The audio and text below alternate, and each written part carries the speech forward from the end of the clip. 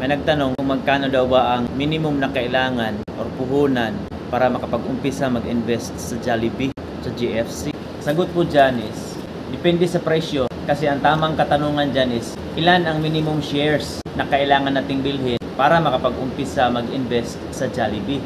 Ngayon, ang minimum shares na kailangan nating bilhin para mag-umpisa is 10 or 10 shares. Now, upon recording, November 24, pasado sa 8 ng gabi, ang presyo ng Jollibee is 198.10 cents sa pera natin. Titingnan natin gamit ang Dragonfy kasi ito ang beginner-friendly, user-friendly na app kung gusto nyo bumili ng Jollibee.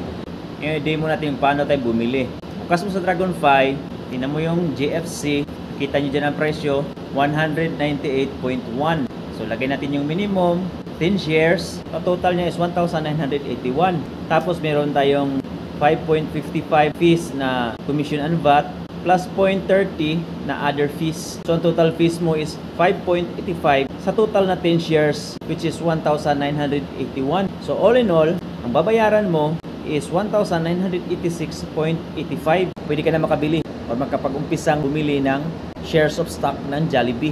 So, part owner ka na ngayon ng Jollibee sa halagang less than 2,000. Di ba madali lang? Paborito mo Jollibee, paborito ng mga kabataan ang Jollibee.